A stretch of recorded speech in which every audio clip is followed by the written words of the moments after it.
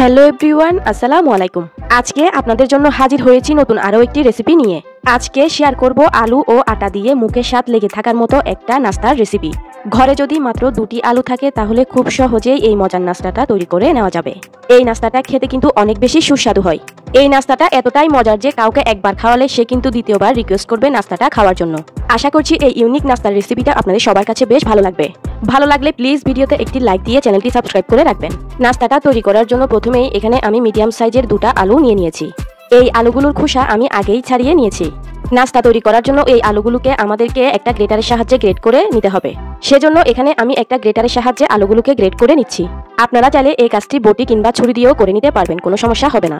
তবে খেয়াল রাখতে হবে আলুগুলো যেন একদম চিকন করে কেটে নেওয়া হয়।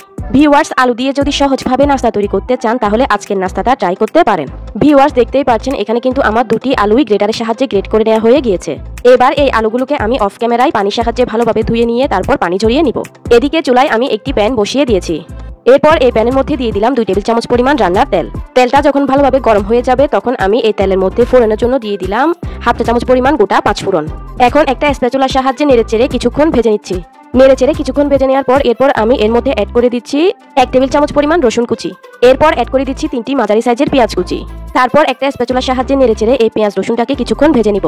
কিছুক্ষণ পেঁয়াজ রসুনটাকে ভেজে নেওয়ার পর এরপর আমি অ্যাড করে দিব আগে থেকে গ্রেট করে রাখা আলুগুলো।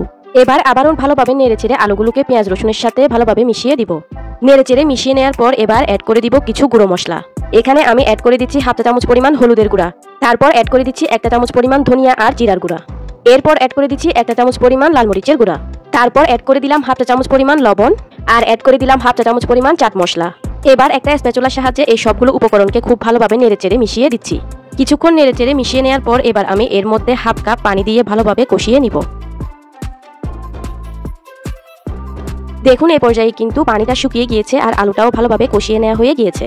এখন এটার মধ্যে আমি অ্যাড করে দিব 1/2 কাপ পরিমাণ পানি। আবারও ভালোভাবে নেড়েচেড়ে মিশিয়ে নিচ্ছি। দেখতেই পাচ্ছেন নেড়েচেড়ে মিশিয়ে নেওয়া হয়ে গিয়েছে। এখন এটা ফুটে ওঠা পর্যন্ত অপেক্ষা করব। দেখতেই পাচ্ছেন ঝোলটা আমাদের খুব ভালোভাবে ফুটে উঠেছে। এই পর্যায়ে কিন্তু আলুগুলোও সিদ্ধ হয়ে গিয়েছে যেহেতু এগুলো গ্রেট করা। এখন এটার মধ্যে আমরা আটা অ্যাড করব। এবারে এটার মধ্যে আমরা অ্যাড করে দিব উঁচু উঁচু করে 1 কাপ পরিমাণ আটা। আমি এখানে উঁচু উঁচু করে 1 কাপ পরিমাণ আটা নিয়েছি। আটার পরিবর্তে চাইলে আপনারা এখানে ময়দাটাও ব্যবহার করতে পারবেন। আবার চাইলে চাউলের গুঁড়াও ব্যবহার করা যাবে, কোনো অসুবিধা হবে না। এবার একটা স্প্যাচুলার সাহায্যে সবকিছুকে ভালোভাবে নেড়েচেড়ে একটা ডোয়ের মতো তৈরি করে নিতে হবে। ভিউয়ার্স, আজকে যে নাস্তাটি আমি তৈরি করছি এটা কিন্তু একদমই ভিন্ন স্বাদের। এই নাস্তাটি আপনি আগে কখনোই বানাননি। প্রতিদিন একই স্বাদের নাস্তা না খেয়ে ভিন্ন স্বাদের এই নাস্তাটি অবশ্যই বাসায় বানিয়ে দেখতে পারেন। ভিউয়ার্স, দেখতেই পাচ্ছেন অনবরত নেড়েচেড়ে আমি এই নাস্তার জন্য একটা ডো তৈরি করে নিয়েছি। ডোটাকে চুলা থেকে নামানোর আগে দিয়ে দিব পরিমাণ মতো বাতাবি ধনিয়া পাতা কুচি। ধনিয়া পাতা দিয়ে আবারও ভালোভাবে মিশিয়ে দিব। ডোটা তৈরি হয়ে গিয়েছে। এবার এটাকে চুলা থেকে নামিয়ে একটা প্লেটে ঢেলে নিব। ভিউয়ার্স, দেখতেই পাচ্ছেন ডোটা একটা প্লেটে নেওয়া হয়ে গিয়েছে। এই অবস্থায় এই ডোটা কিন্তু অনেক বেশি গরম থাকে, তাই এটাকে আমাদের একটু ঠান্ডা করে নিতে হবে। 4 থেকে 5 মিনিট পর যখন ডোটা হালকা ঠান্ডা হয়ে যাবে তখন এই ডোটাকে আমি হাতের সাহায্যে খুব ভালোভাবে মথে নিয়ে সফট একটা ডো তৈরি করে নিব। নাস্তাটির জন্য কিন্তু এই পর্যায়ে এই ডোটাকে আমাদের খুব ভালোভাবে মসৃণ করে সময় নিয়ে মথে নিতে হবে। ভিউয়ার্স, ভিডিওর মাঝখানে একটা অনুরোধ করছি, আমার রেসিপিগুলো যদি আপনাদের ভালো লেগে থাকে তাহলে ভিডিওতে অবশ্যই একটা লাইক দিয়ে আমার চ্যানেলটি সাবস্ক্রাইব করে পাশের বেল আইকনটি অন করে রাখবেন। আমি 3 থেকে 4 মিনিট ডোটাকে খুব ভালোভাবে হাতের সাহায্যে মথে নিয়েছি। এবার এই ডোটাকে আমি একটা বোর্ডের উপর নিয়ে ডোয়ের উপরে আটা ছিটিয়ে দিচ্ছি। এরপর এই ডোটাকে হাতের সাহায্যে একটু চ্যাপ্টা করে নিয়ে তারপর একটা বেলুনের সাহায্যে ডোটাকে মোটা করে বেলে নিব। এই ডোটাকে কিন্তু আমরা কোনোভাবেই পাতলা করে বেলবো না। এই ডোটাকে কিন্তু মোটা করেই বেলে নিতে হবে। এখানে বড় সাইজের একটা মোটা রুটি তৈরি করে নিতে হবে। দেখতেই পাচ্ছেন ভিউয়ার্স, এখানে কিন্তু আমার মোটা করে বড় একটা রুটি বেলে নেওয়া হয়ে গিয়েছে।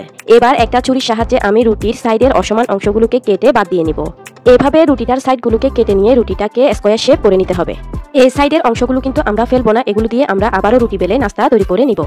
এবার প্রথমেই এই রুটিটাকে আমরা লম্বালম্বিভাবে কেটে নিব। এরপর স্কোয়ার শেপ করে রুটিটাকে কেটে নিচ্ছি। এরপর এই নাস্তাগুলোকে আমি একটা প্লেটে উঠিয়ে নিচ্ছি। আর একই নিয়মে আজকের আমি সবগুলো নাস্তাকে তৈরি করে নিব। আজকের নাস্তাগুলোকে আমি কিন্তু স্কোয়ার শেপে বানিয়েছি, তবে আপনারা চাইলে গোল কিংবা আপনাদের পছন্দ অনুযায়ী যে কোনো শেপ করে নাস্তাগুলোকে বানিয়ে নিতে পারবেন। ভিউয়ার্স, আবারও বলছি, আপনারা যারা যারা আমার এই ভিডিওটি দেখছেন তারা কিন্তু অবশ্যই ভিডিওটিতে একটি লাইক দিয়ে দিবেন। ভিউয়ার্স, এখানে দেখুন আমার কিন্তু সবগুলো নাস্তাই বানিয়ে নেওয়া হয়ে গিয়েছে। এবার এই নাস্তাগুলোকে আমরা ভাজতে চলে যাব। নাস্তাগুলোকে ভাজার জন্য আগেই একটা প্যানে পরিমাণ মতো তেল ভালোভাবে গরম করে নিয়েছি। এখন এই প্যানটার মধ্যে আমি একে একে করে নাস্তাগুলোকে ছেড়ে দিচ্ছি। সবগুলো নাস্তা একসাথে কিন্তু ভেজে নেওয়া যাবে না, প্যানের মধ্যে যতগুলো ধরে আমি ঠিক ততগুলো দিয়ে দিলাম। আর এই নাস্তাটা ভাজতে কিন্তু তেলের পরিমাণও কম লাগে, কম তেলে এগুলোকে ভেজে নেওয়া যাবে। নাস্তাগুলোর একটা পাশ হয়ে এলে আমি একটা স্প্যাচুলার সাহায্যে নাস্তাগুলোকে উল্টিয়ে দিচ্ছি। দেখুন নাস্তাগুলো কিন্তু আমাদের উল্টে দেওয়া হয়ে গিয়েছে। এবার এই নাস্তাগুলোকে আমরা মিডিয়াম হিটে একটু মুচমুচে করে ভেজে নিব। ভিউয়ার্স, আমি নাস্তাগুলোকে 4 থেকে 5 মিনিট মিডিয়াম টু লো হিটে রেখে নাস্তাগুলোকে ভেজে নিয়েছি। নাস্তাগুলোর মধ্যে কিন্তু এ পর্যায়ে খুব সুন্দর একটা কালারও চলে এসেছে। এখন এই নাস্তাগুলোকে আমি খুব ভালোভাবে তেল ছড়িয়ে নিয়ে নাস্তাগুলোকে উঠিয়ে নিচ্ছি। দেখুন এখানে আমার সবগুলো নাস্তাকেই তেল ছড়িয়ে উঠিয়ে নেওয়া হয়ে গিয়েছে। একইভাবে আমি বাকি সবগুলো নাস্তাকে ভেজে নিব। দেখুন ভিউয়ার্স, আমি একইভাবে বাকি সবগুলো নাস্তাকেও ভেজে নিয়েছি। কাঁচা আলু ও আটা দিয়ে তৈরি আজকের এই নাস্তাগুলো যেমন মুখরোচক তেমন কিন্তু খেতেও অনেক বেশি সুস্বাদু। ঝটপট ইউনিক কিছু বানাতে চাইলে আজকের এই নাস্তাটা অবশ্যই ট্রাই করে দেখতে পারেন। একবার বাসায় এই নাস্তাটি বানালে সবাই কিন্তু এই নাস্তাটার প্রশংসা করবে, আর এই নাস্তাটির স্বাদ কিন্তু মুখে লেগে থাকবে। আশা করছি আমার আজকের এই আলু দিয়ে তৈরি নতুন ধরনের নাস্তাটি আপনাদের সবার কাছে বেশ ভালো লেগেছে। সবাই অনেক বেশি ভালো থাকবেন। আমি তাহলে আজকের মতো এখানেই বিদায় নিয়ে নিচ্ছি। আল্লাহ হাফেজ।